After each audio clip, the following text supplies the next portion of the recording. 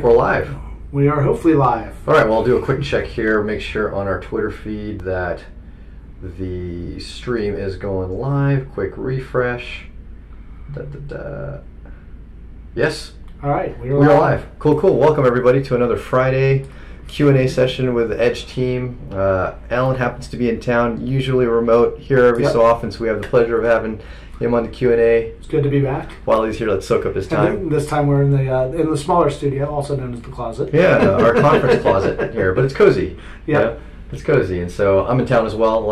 Been a lot of travel over the course of the past few months. You've been lots of places the past few months. Definitely, good handful of places. That was one of the questions I think that got asked that we'll answer later. Is where we're going to be next? You know, what travel we got coming up next? Right. But for anyone that is tuned in, if you have any questions, feel free to just go ahead and respond to the live tweet and post your questions on here, and we'll happily answer what you got. We definitely got quite a lot of questions yesterday. Okay. You know, a bit of a tweet storm yesterday with our new launch. So I think we can kind of start with that and some of the questions that came over there. Are we on Facebook Live as well, or are we just doing Twitter today? Good question. I know we're definitely on Twitter, which I believe is Periscope. Facebook. Are we on Facebook? We're on Facebook Live as well. There we go. So, two social medias at once. There we go, exactly. Because some people have Facebook or some people are Twitters. Yep. So I'm looking at the Twitter stream. Feel free to post your questions on there. But okay, let's start off with one of the questions we got. So we did recently just implement and launch support in Edge for both Monero and XRP Ripple. One of the questions we got, because at the very early ages of Airbit's Edge, we still to this day have a strong fundamental kind of belief in privacy for the end user. And so from the Monero folks, they asked us, well, how did you implement the connectivity to Monero? And how do you query the blockchain, and do you use servers and whatnot? Because that is one of the kind of challenges of implementing Monero. And that's definitely one that we ran into, and probably what a lot of other wallet providers run into when they're trying to implement Monero. And quick answer to that is, with this current implementation, we are leveraging the MyMonero API and platform. All right, so the MyMonero API and platform is one. It's a well-trusted one. People have been using it for quite some time. Some of the core devs of Monero itself, Fluffy Puey himself, is one of the kind of contributors, founders of that project.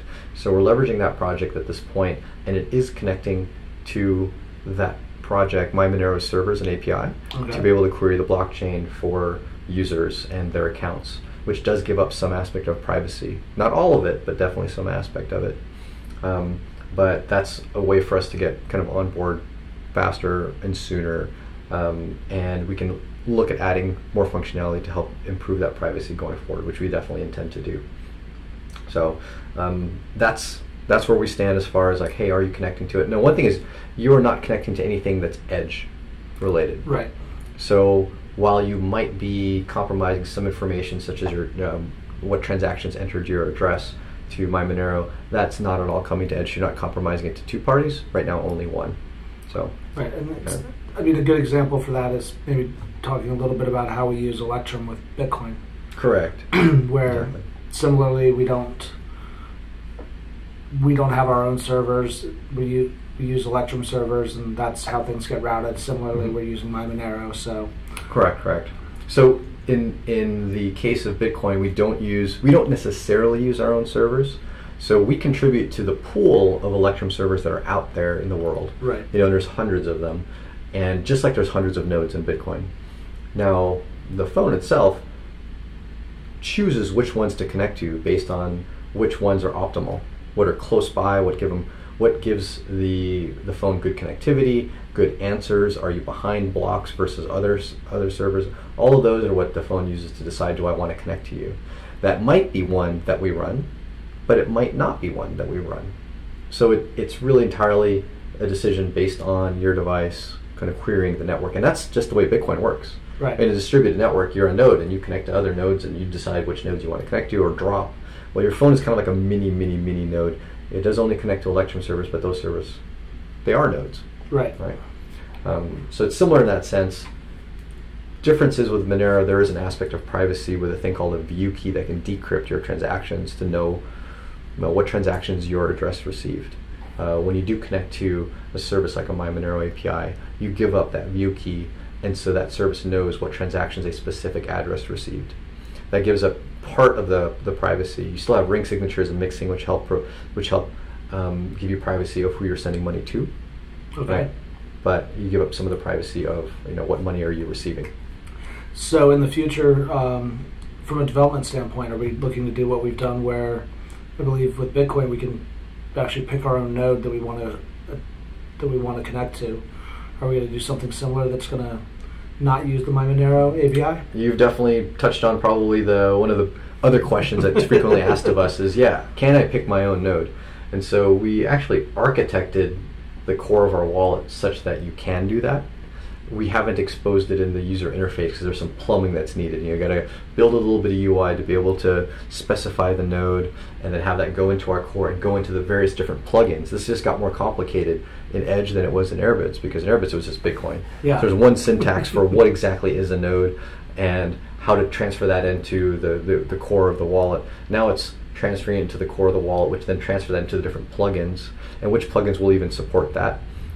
So that's UI that we just simply haven't built yet, but we definitely designed it from the ground to be able to do that.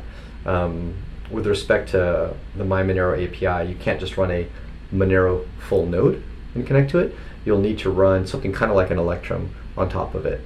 And the My Monero team is actually, I'm not sure if it's the My Monero team or the Monero community as a whole, is developing this server that you can personally run on your own computer, on a VPS, or at home, that does that indexing with the view key to know what transactions are yours, and then you can connect to that with your phone once we add that support in. So very cool. Definitely doable, just not deployed yet, and on the roadmap though. Yeah. We were talking in our last, so we do a planning meeting about every month. Yep. To kind of talk about what the next pieces of functionality. I think that was voted on pretty heavily, like being able to connect to your own node. That's kind of why I brought it up, to see if it's going to be on my plate soon. Yeah, it might actually be on Al's plate soon. Create the little buttons in UI to be able to add and edit the nodes that you connect to. So I think that actually was heavily voted on by our team. So I think that might be in our next major release. Well, and that's something for our fans that tune in every week as well. And we have our continual planning, and the roadmap evolves, but a lot of that is based on customer input. Yep. So the more we hear from you guys in the community, the more that's going to tailor what bubbles up in importance to us. Yep. Exactly. So very cool. Hopefully that answers the question about Monero. I was going to touch into that second question, but I think you pretty much covered it, which is what are we going to offer that connectivity? One other thing that came up, which is very relevant for you, Alan, because you worked heavily on it. One person had asked, because they think they ran into the snag, is what exactly is a payment ID in Monero? Because we support it partially, just for those that don't know. Our Android app supports it. Our iOS app is about to support it. It's waiting for approval for a point release version that adds support for it in the App Store. But people are like, well, I'm trying to send Monero to an exchange and it's asking for a payment ID. What exactly is that? Okay, so basically, the concept of the Monero address can be shared, but within a grouping. So if you were an exchange, you might only have one Monero address for your overall exchange, but each one of your customers' individual wallets is another unique identifier. So really, to use a traditional banking model, if you were to wire money to an account, there might be a further credit to on doing a traditional wire, and that's kind of what the payment ID does, is help continue the route from the address to the specific individual wallet. Yeah. I think I'm explaining that the best I could. That was definitely a hurdle in understanding and doing both the XRP and the Monero implementations. Yeah. Yep. Because XRP has a similar concept with it's called a destination tag. Mm. But again, looking at the traditional, for further credit to this account. Got it. Yep. It's I tend to let people know that think of it as just a little bit of extra data when you send this transaction to identify who the money's for or what the money's for. And this ended up being one of the hurdles in adding Monero and XRP, was the fact that they were the only currencies we've ever had where the industry kind of really needed this extra little bit of information. And so we've never had UI built for that or any plumbing to go from the UI all the way down to kind of the currency plugin to specify one, either to say when I send money, add this payment ID, or when I scan a QR code, the QR code might have that payment ID or destination tag in it. Right. So all of that kind of had to get built. It's not complicated, but it's just another thing you got to do. It's just something you got to be aware of. That was one of the things in going through and building it and testing. Especially, I worked heavily on the shapeshift functionality in our crypto exchange. So making sure that the right address had the right tags, that way it would go through. Where shapeshift has one. I don't know if you use XRP as the example, but they have a primary XRP address, and then the destination tag is the individual user that's tagged along with that. Where when you are using our wallet, we don't have a universal XRP address. Right. Your wallet XRP address is your own. So in our particular use case, it's not really that necessary, because if you send it to that address, it's just sending to that individual person. But it's designed more for these organizations as a whole. Right. And so that was kind of the little challenge in getting that implemented. But it all came through and it works. No, it works. And definitely for these exchanges, whenever you aggregate funds for a bunch of users, and you need to know who a deposit goes to, and you've only got one address, then you're going to need something like these destination tags and payment IDs. But there's an interesting thing that we do in Airbit's Edge that can actually leverage this technology really, really well. We did this a lot in Airbits, and we haven't ported over this functionality to Edge, but you'll see it in a future release. Is in Airbits, we were Bitcoin only, and with Bitcoin, you can create many different addresses for one wallet, right? These are called HD wallets. In Airbits, if you went and sent one of your addresses as an email to someone, say, hey, you basically send a request for them to pay you, and you send it over email, what Airbits would do is it would actually save that address, and it won't show it to you again on the QR code, but it will save a little bit of information inside of your encrypted wallet that says, oh, this address was emailed to this address, right, to this email address. So when the money comes in, it would automatically get tagged in your wallet as coming from a specific person or email address. All that's fully private. We don't see any of that information. But it was a great user experience from the viewpoint of you might get paid a year later and go, well, who just paid me? Exactly. Where did this money come from? And then when you look at your transaction record, it's right there in your transaction data. Exactly. It just is right there in your transaction data. This was my payroll. Actually, I do this right now for the payroll I get paid at Edge.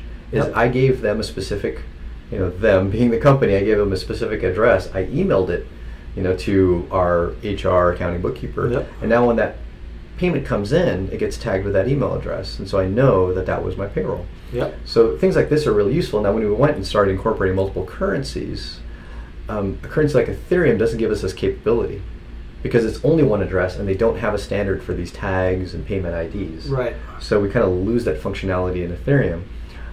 Ironically, with destination tags and payment IDs in Monero and XRP, we can actually kind of bring that back. So long as that person actually specifies that payment ID when they send the money to you, you'll actually know that it was them. So even though you're only one person, right, you don't have to worry about where the money goes. I'm not an exchange trying to figure out which of my users the money's going to go to, but I can at least tell who it came from. Well, and this leads into another feature that I'd like to, toot our horn about because we introduced it in this new release, and that's the export to CSV and QuickBooks format. Right. So when it comes time to do your taxes, and you need to know who paid you what, when, and the whole 9 yards, that is in the transaction data that you can now export to QuickBooks and CSV to use whatever accounting software that you want. And again, like Paul said, that's not something that we as Edge know or care about. That's all unique to your wallet and your transaction history. But that's just a nice little added feature that we were able to. This was a really pretty functionally packed release. This is a huge release for us. The fact that we only bumped it up one number, 1.1 to 1.2, but it was definitely a pretty packed release. A lot of stuff that people have been asking for, stuff that we needed internally, actually. So the feature, the QuickBooks and CSV export was one that we internally need in the sense that we're now dealing with more than just Bitcoin. And when we were dealing just Bitcoin, we depended on this export monthly for us to be able to get our QuickBooks accounting in order. So now that we're incorporating more currencies, we needed to add this functionality to the edge, and so this release finally gets it there, and we're finally able to actually utilize that functionality for our own purposes. So yeah, definitely good amount of juice in this release. Yep. So definitely download it, enjoy it, give us some feedback. 1.2. So another question that came up a lot yesterday on the Twitterverse, semi-controversial question, but who cares, right? Is kind of the naming of XRP versus Ripple, and why do we mention both, right? We call XRP in some parts of our app and marketing, and we also mention Ripple, and people ask like, don't you know that Ripple's the name of the company and that XRP is the name of the currency? Ripple's also the name of one of my favorite Grateful Dead tunes. I mean, there you go. It's an English word, but in all honesty, if you really ask yourself for the history of this currency and the history of the company, they are two very intimately tied under the word Ripple. Just the same way that Bitcoin has a name, Bitcoin, but it has a currency code, XRP. In the eyes of a vast majority of the industry prior to, only maybe a year ago, the currency was simply called Ripple, and the currency code was XRP. Now, I understand that there is an industry attempt at shifting that over and making the currency just simply XRP. That's fine. I understand that there are shifts in naming that happen in branding, like we rebranded. Don't call us Airbits, we're Edge now. That is totally fine. Well, that's exactly like the whole Bitcoin thing. For years, it was just Bitcoin, especially when you're outside of the crypto geek world. All digital currency is Bitcoin. Right, and nobody knows Bitcoin. Yeah, meetups were just Bitcoin meetups. Yeah, right. Nobody knows about BTC or BCH until they first start to get into it. Right, exactly. And see this. So having it be the currency tag versus, I mean, whether or not the company's trying to get away from them being Ripple versus the whole bit, you're there. Yeah, we've got that in our head, and Ripple, from a marketing and brand recognition and everything else, sticks in your head a whole lot better than XRP. Man, I got to go out and buy some XRP, or hey, what's Ripple doing? That's going to get in public consciousness better. So yeah, and so I realize that it will probably change over time. We're going to slowly adopt to that change as well. We're at the point where that is what people are searching for. If you actually looked at Google Analytics to see what people are searching for, Google search, the term Ripple versus XRP, it's like literally like a bar this big versus a bar that big. When they're searching in the app stores and they're searching on search engines, and so we want to make people aware of what we've built. We're proud of what we built. We want to make sure people are aware of that and can find it. But like I said, we're okay with a branding switch. Like we're a branding switch ourselves. Yeah. And actually, a lot of times when I mention Edge, I say formerly Airbits. I'm having to say that. I know, until it really etches into people's mind. And so it's the exact same mentality. And even the company Ripple itself, and having dealt with some of the development documentation and libraries to get support for XRP even in their documentation, they call it Ripple all over the place. All over the place. What's the library you use to talk to the XRP ledger? It's called Ripple Lib. What's the library you use to create public and private keys for the XRP ledger? It's called Ripple Key Pairs. And so, we're still in progress, is I think my answer. I'm not opposed to a naming switch. We're in the middle of it. We're respectful of the company's decision. However, until the rest of the world catches up with their decision, we need to be able to communicate to our customers and let them know, hey, we got Ripple. Exactly. And XRP. So it's actually a dual launch, don't you think? We've actually launched Monero and XRP and Ripple. There we go. But no, we'll definitely adapt as the times change. And I think even in our next release, we'll start to migrate some wording a little bit more inside of the app. The icon actually internally switched while we were in development from kind of the Ripple 3-point thing to the X symbol. So we saw that kind of shifting in the industry. We're like, okay, that's a noticeable shift. Let's go ahead and incorporate that. Yeah. And more will happen over time as well. So cool. Got one question.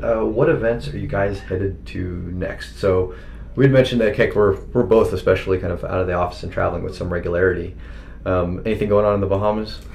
Not that I know of. There was something going on. There was. In February, I'd only been down there for 2 weeks, and I was wearing an Edge t-shirt. And Frank, who's a longtime fan and had been communicating with, via Twitter with one of our evangelists, recognized the shirt and asked if I was there for the meetup, the conference. The conference. I'm like, no, had no idea about it. Right. So next time we'll be better prepared. But I don't know of anything going on in the Caribbean right now. But would love if you happen to be over in the Bahamas and you want to maybe set up a quick little meetup, contact us. Contact Alan. He's on our Slack. So if you want to hop in and join the Slack, send us a message. There are a couple of, actually one main event that at least I'm personally headed to next week. I'll be at a conference called QCon NYC. It is not a specific blockchain conference. However, one of the main kind of organizers is a crypto blockchain person, actually works at Coinbase, and I had met him in Tokyo. And after meeting, he quickly said, "Oh, I'd love to have you speak over at this conference. Talk about crypto, how it relates to just general software development, enterprise software." And so I'll be there. I'll be speaking with a handful of other people, including Chris Pasha from Open Bazaar. He'll be there as well. Cool. So looking forward to that. Come to the talk. I think it's sometime in the early afternoon, and then we're doing a panel at the end of the day as well, all crypto blockchain at QCon. So if you're in the area, as well, just shoot me a message on Twitter if you're in New York, and I'll be there for a couple days. I'm only speaking and paneling for one day, so I'll have some time available if people want to kind of chat. Otherwise, very cool. Yeah. So that's what we'll be at, and we don't have any specific conferences. We'd love to. The two that are on our eyes that feel fairly confident we're going to be attending are LaBitConf, the Latin American Bitcoin Conference, supposed to be in Chile this year. I don't think the website's been updated yet, but that's from internal discussions with the organizers. As well, we're looking at being at DevCon, Ethereum DevCon over in Prague this year. So those are still kind of in the works, nothing definitive yet. But once it becomes definitive, I'll be there. Yep, I'll be there. You'll hear it here. For sure on our Friday Q&A. Yep. And so would definitely love to get other people out there and see them in person, at our booth if we hold one. And so very cool. All right, so what events, and let's see if we had any other questions that came in. We had quite a few over the course of the day. There was definitely some questions on what else after this. It's one of those, you give them an arm, they ask for a leg. That's okay. We understand. We're a multi-currency world, and so therefore people want some other currencies. Yeah. And so what else is on the roadmap as far as what cryptos? I feel like this is a question we get pretty much every week.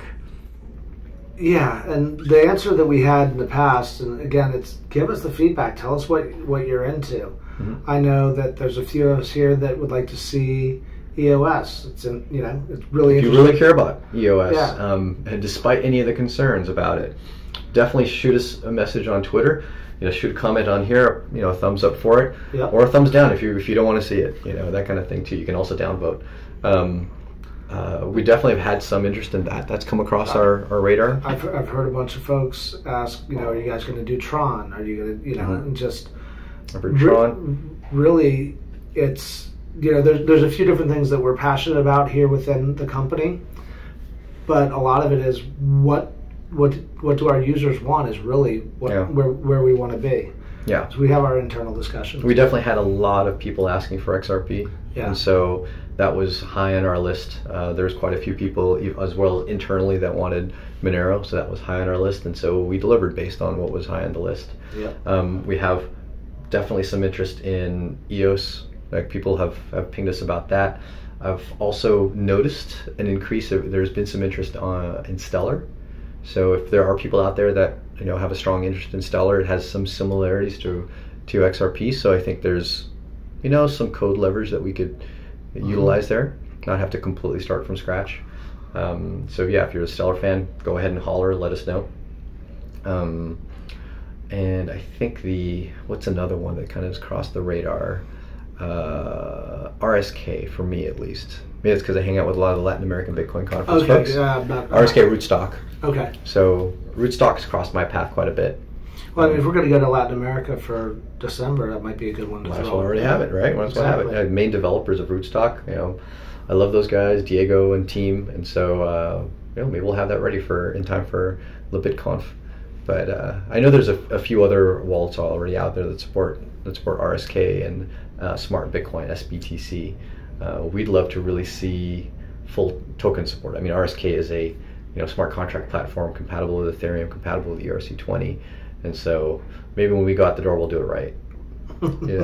People can actually transact tokens and whatnot. And there's a couple other ones like Cardano has come up a few times. I'm not overly familiar with that. I bought some of it once. Oh, there you go. Yeah, it was on one of those lists of, if you're going to dabble, check these out. Yeah, no, I mean Cardano's fascinating. It's another attempt at bringing a strong strong smart contract platform that tries to overcome some of the issues that Ethereum has. And so now that with the recent announcement of support of Ethereum Classic for inside of Coinbase, that's also one that's come across our radar, some regularity. Yep. Have we got any other questions coming through? No, just some logistics. Yeah. Cool. I was just going into the wrong chat. Okay, got it. Okay, so yeah, those are the primary ones that have crossed our plate, what the community's been asking for, but super open to hear from other folks as far as what they're most interested in, especially any up-and-coming projects that I think are promising. We like to incorporate, there's some copy-paste currencies that are on our radar, so there's still people that want to see their Bitcoin Gold and Bitcoin Diamond and maybe their Bitcoin Pizza and Bitcoin Mario Brothers and all that. And those are not hard, but also a little less interesting to us. We want to actually do some of the harder ones. Yeah. And so I'm curious what people care about as far as like the privacy coins. Those tend to be the hardest ones. Well, that's one of the nice things about this release is we heard that a few other companies had tried to do Monero and just hadn't been able to pull it off. So it was a nice little victory for us to have this up and working. Yep, exactly. And so there's other privacy coins out there. I met the Zcoin team, and I think they're on the right track as far as what type of privacy features to use. They're already incorporated into Edge, but they're not incorporated with any other privacy functionality. So that might be, an interesting one to keep an eye on. And once they have some of that functionality, it'd be interesting to see, how hard it would be to get into Edge. So yeah, cool. keep the feedback rolling, and happy to listen to you guys. And you can catch us again next Friday. I guess for the first time we're going to have two different people. We have a special guest coming in. We have a special guest who's got a question. Colin for take your dog to work day. Today is take your dog to work day today. So we've got this little guy that I actually strapped onto my chest. And I was wondering how you got him down here. So for those that don't know, Paul skates to work every day on a powered skateboard. So it's cheating. It's too easy, yeah. But still, skating through downtown with a dog, I would find challenging. They've got great tools for this stuff, Strap them onto your chest and off you go. It's just like wearing a baby. Well, cool. Well, thanks everyone for listening. Yep. And we'll catch you next Friday. Right on. Take care. Thank you all. You got the button. I got the button.